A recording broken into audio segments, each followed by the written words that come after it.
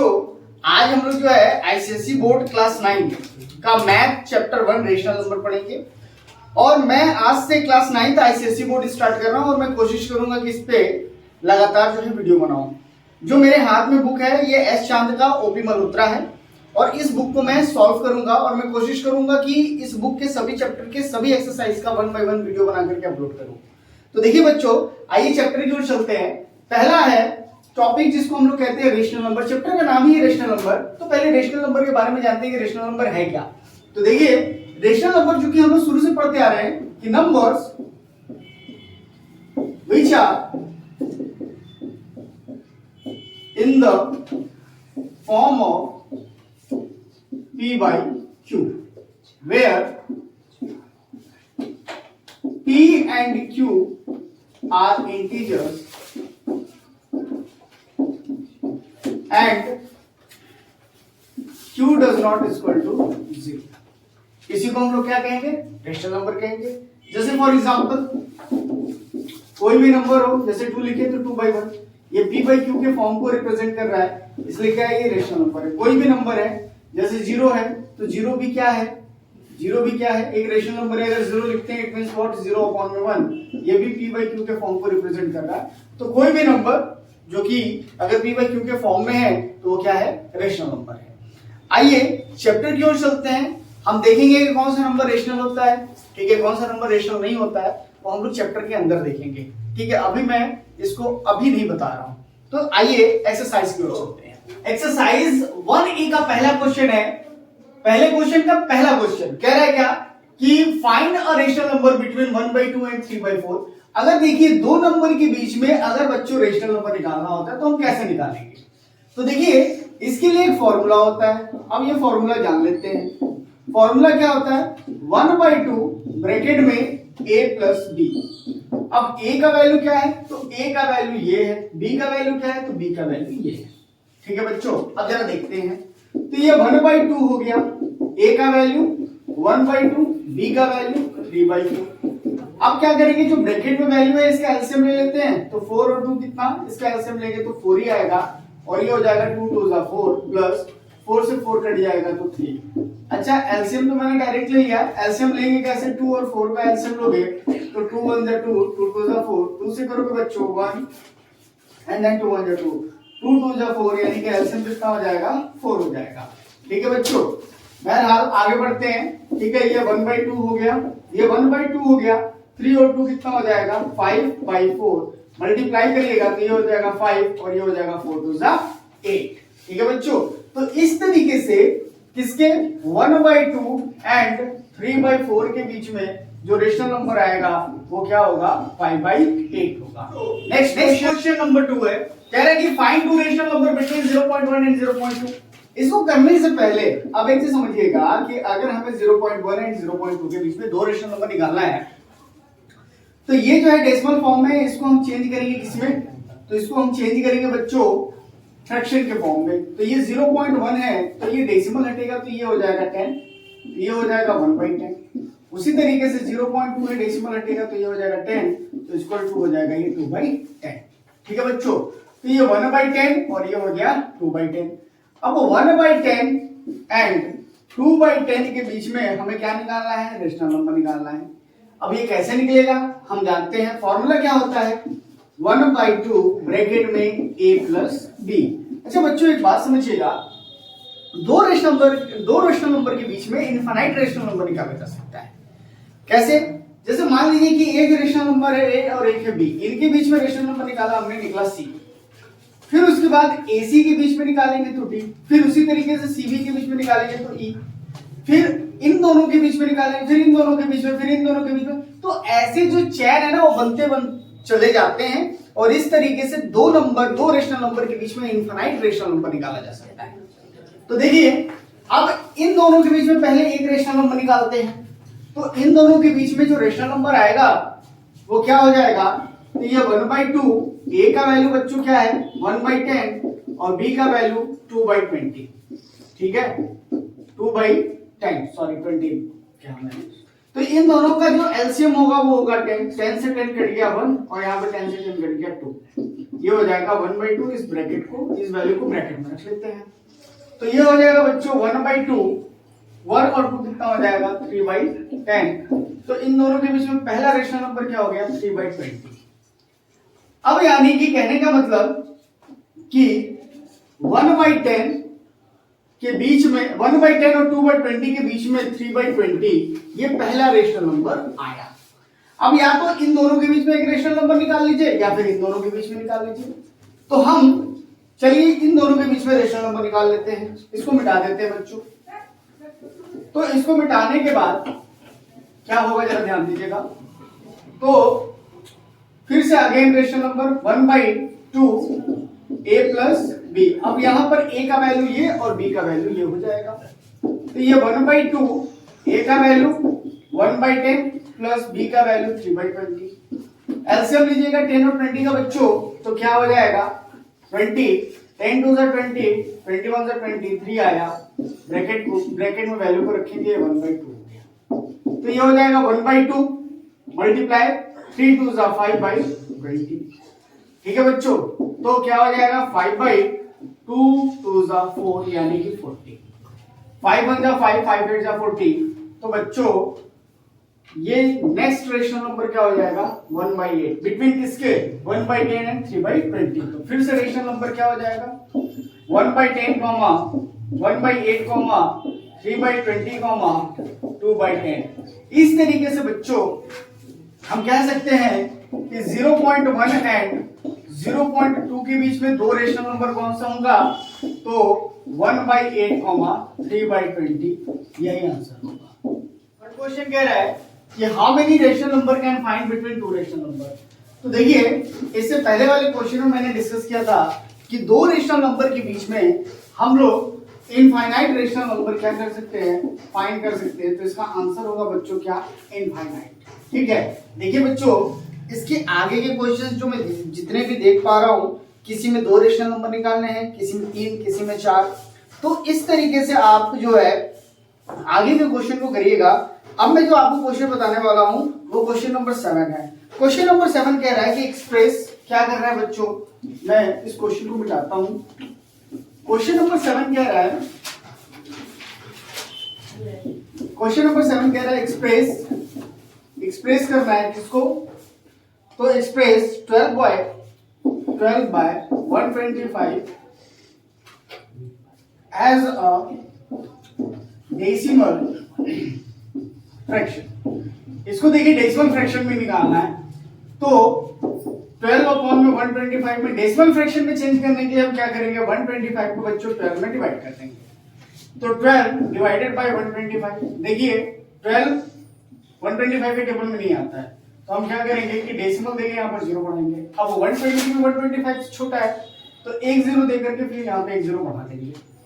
अब कितनी बार जाएगा, तो देखिए 125 एक 1000 होता है, तो 125 एक 1000 तो 9 टाइम्स ले जाते हैं। तो 125 9 5 45 5 2 कैरी गया, 9 2 18 2 20 0 2 कैरी गया, 9 1 9 2 11। तो ये हो जाएगा 1105। बच्चों ये इसको कैरी देगा, ये इसको, ठीक है, तो ये इसको कैरी दिया, फिर ये इसको, तो 10 में से 5 गया, 5 बचा, यहाँ पर 9 बच गया, ये कट गया, ये कट गया। और यहाँ पर क्या उतार लेंगे बच्चों, गड़बड़ हो रहा है क्या, 9 5 ये बच्चा 125 आएगा। तो देखिए ये 10 में से 5 जाएगा 5, 9 में से 2 गया 7 बचा और ये कट गया।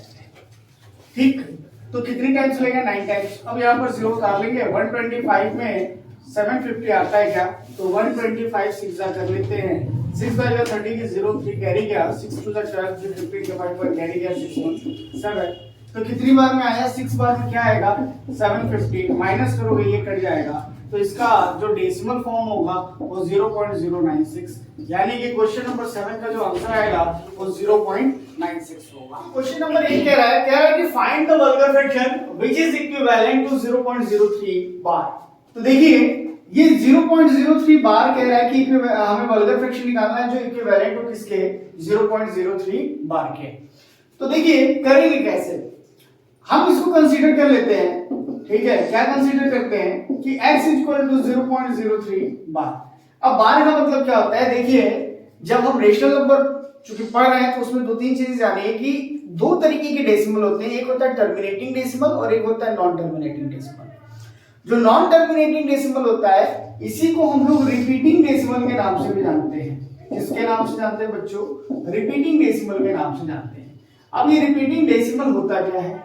रिपीटिंग डेसिमल में एक ही नंबर बार बार क्या करता है? रिपीट करता है, और वो भी इनफाइनाइट टाइम्स।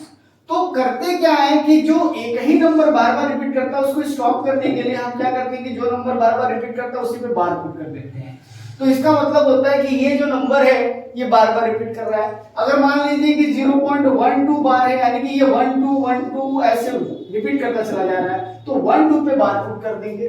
ठीक है बच्चों, तो इसी प्रकार के डेसिमल को हम लोग क्या कहते हैं? रिपीटिंग डेसिमल कहते हैं। तो हमने कंसीडर किया कि x इक्वल टू 0.03 बार। अब हम क्या करेंगे कि इसको x इक्वल को बार हटाएंगे, तो बार हटाएंगे तो ये 0.3333 ये ऐसे चलता चला जाएगा। इसको कंसीडर कर लीजिए कि क्वेश्चन मार्क। अब इस जीरो को इधर लाइए, तो जीरो को इधर लाने के लिए हम दोनों तरफ 10 से मल्टीप्लाई करते हैं, यानी कि मल्टीप्लाई बाय 10 बोथ साइड। दोनों साइड 10 से मल्टीप्लाई करिए। दोनों साइड 10 से मल्टीप्लाई करिएगा तो क्या होगा? तो इसका जो वैल्यू होगा वो 10x equal to 0.3333 dash dash dash equation number 2 मान लीजिए। अब क्या करिए कि 0.3 को इधर लाइए, तो 0.3 को इधर लाने के लिए दो नंबर को इधर लाना है तो 100 से मल्टीप्लाई करिए, तो मल्टीप्लाई बाय 100 बोथ साइड। अब दोनों साइड 100 से मल्टीप्लाई करिएगा तो ये हो जाएगा 100x equal to 3.333 dash dash dash. ये इक्वेशन नंबर आपका क्या हो जाएगा? 3। ठीक है, तो अब ये समझिएगा कि इसमें 100 और इसमें 10, मतलब एक बार 10 से मल्टीप्लाई किए, एक बार 100 से। क्यों? ताकि डेसिमल के बाद का जो वैल्यू हो वो इक्विवेलेंट हो जाए। तो जब हम सब्ट्रैक्ट करेंगे तो ये वैल्यू इस वैल्यू से क्या हो जाएगा? इजीली कट जाएगा। तो अब हम सब्ट्रैक्ट करेंगे, क्या सब्ट्रैक्ट करेंगे? सब्ट्रैक्ट इक्वेशन 2 फ्रॉम किससे बच्चों? 3 से। तो जब सब्ट्रैक्ट करते हैं यहां पर देखिएगा, ये हो जाएगा 100x इक्वल टू 3.333, ये हो जाएगा 10x इक्वल टू 0.333। ठीक है बच्चों, सब्ट्रैक्ट कर रहे हैं, माइनस का साइन पुट करिए। 100x में से 10x जाएगा तो बचेगा क्या? 90x इक्वल टू, ये देखिए मैंने बोला था क्या, ये कट जाएगा तो बचा क्या? 3। तो x इक्वल टू 3/90, 3 1 जा 3 3 जा, तो x इक्वल टू क्या हो जाएगा? x equal to 1/30। ये होगा बच्चों x इक्वल टू 1/30। अब इसके इक्विवेलेंट फ्रैक्शन क्या हो सकता है? तो ये 1/30, 1/10, 1/20, 1/30, तो इक्विवेलेंट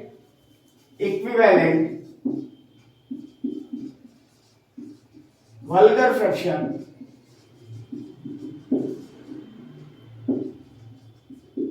इक्वल टू क्या हो सकता है? 1/10। यही आपका आंसर। क्वेश्चन नंबर 9 क्या कह रहा है कि express the following number in the form of p by q where p and q are integers and q does not equal to 0, यानी कि साफ साफ हमें क्या निकालना है? रेशनल नंबर निकालना है। क्योंकि ये है किस फॉर्म में? तो ये है आपके फ्रैक्शन फॉर्म में। तो देखिए एक क्वेश्चन को मैं बताऊंगा और कोशिश करिएगा कि दूसरा, तीसरा और चौथा आप खुद से कर जाइएगा। तो देखिए मैं करता हूं पहला क्वेश्चन। पहला क्वेश्चन क्या है? 6.46 बार, यानी कि बार किस पे है? दोनों पे बार है। तो मैंने बताया था कि कंसीडर करेंगे इसको, क्या कंसीडर करेंगे? इसको कंसीडर करेंगे कि x इक्वल टू 0.46 बार। अब बार जब हटाएंगे तो ये 6.46 46 46 ऐसे कंटिन्यूअसली चलता चला जाएगा बच्चों। तो 46 को इधर लाना है, तो 46 को इधर लाने के लिए हम मल्टीप्लाई बाय 100 कर देंगे, तो मल्टीप्लाई बाय 100 बोथ साइड। दोनों साइड 100 से मल्टीप्लाई करेंगे बच्चों तो क्या हो जाएगा? 100x इक्वल टू, ये इक्वेशन नंबर 1 मानिएगा, तो 100x equal to 646.464646 dash dash dash equation number 2। अब सब्ट्रैक्ट कर दीजिएगा। किसको सब्ट्रैक्ट करिएगा? तो सब्ट्रैक्ट इक्वेशन 1 फ्रॉम किससे बच्चों? 2 से। तो इक्वेशन 2 क्या है?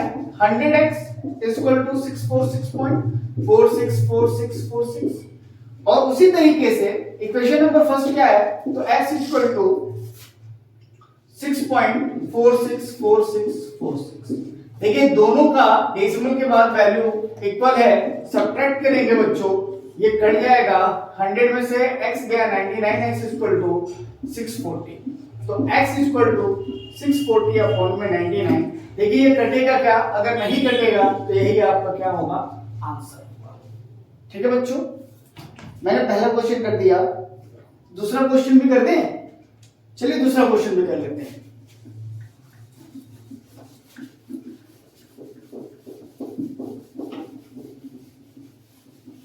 देखिए दूसरा क्वेश्चन क्या कह रहा है, कह रहा है कि 0.136 बार किस पे है, 36 पे है।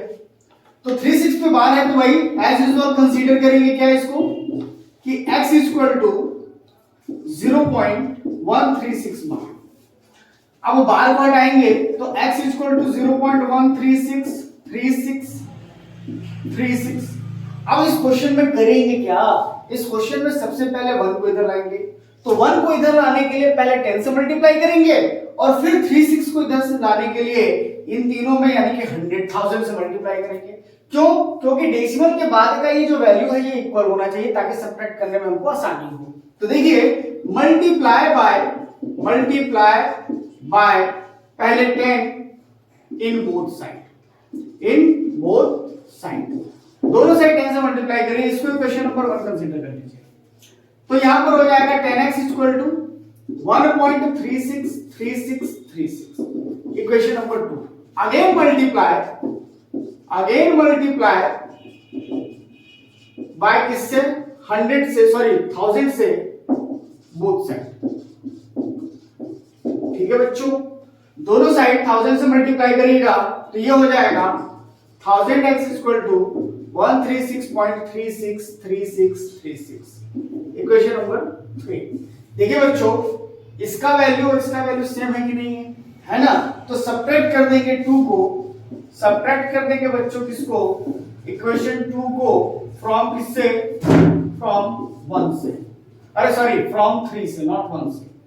तो इक्वेशन नंबर 3 क्या है, 1000x equal to 136.363636। Equation number आपका 2 क्या है, 10x इक्वल टू 1.363636। सब्ट्रैक्ट का साइन पुट करेंगे, सब्ट्रैक्ट करेंगे बच्चों, ये कट जाएगा, ये हो जाएगा 990x equal to 135। x equal to 135 upon में 990, 5 से कटाइए, 5 2 जा 10, 5 7 जा 35, इसको कटाइए, 5 1 जा 5, 4 कैरी गया, 5 9 जा 45, फिर 4 कैरी गया, 5 10 जा 40। ये कटेगा क्या किसी से, बिल्कुल 3 से कट सकता है, 3 9 जा 3 6 जा 3 6 जा, ठीक है। फिर कटेगा 3 से, 3 2 जा 3 3 जा, ये हो जाएगा 3 2 जा 3 2 जा, यानी कि 3/22।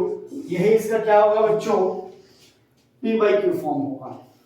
ठीक है, इसी तरीके से क्वेश्चन नंबर जब 3 करेंगे तो इसमें इसको x कंसीडर कर लेंगे 1.46 बार को, फिर 1000 से मल्टीप्लाई कर देंगे, ये भी हो जाएगा, उसको भी इस तरीके से। तो ये दोनों क्वेश्चन आपके लिए होमवर्क टाइप है, इसको करेंगे और करके मुझको आंसर बताएंगे।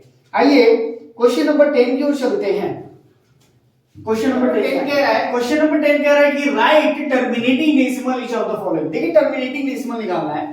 देखिए मैंने आपको बताया था कि डेसिमल दो प्रकार का होता है। टर्मिनेटिंग डेसिमल वो होता है जो डेसिमल के 2 3 4 5 डिजिट तक डेसिमल के बाद कट जाए, तो ऐसे डेसिमल्स को हम लोग क्या कहते हैं, टर्मिनेटिंग डेसिमल कहते हैं।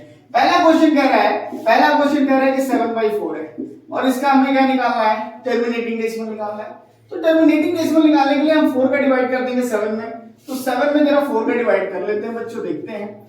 देखिए 4 1 ये हो जाएगा 4, माइनस करेंगे यहाँ पर 3 बचेगा। अब 3 4 से छोटा है डेसिमल, देखिए 0 बचाएंगे, तो अब 4 7 कितना होगा 28। फिर यहाँ पर 10 10 में सेट गया 2 और ये बच्चों कट जाएगा। फिर यहाँ पर एक 0 बढ़ा लेंगे।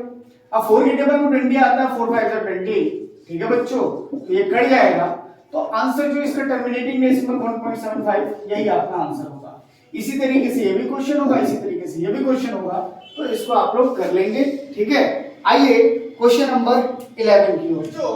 क्वेश्चन नंबर 11 कह रहा है कि write the repeating decimal for each of the following and use the bar to show the रिपीटेंड।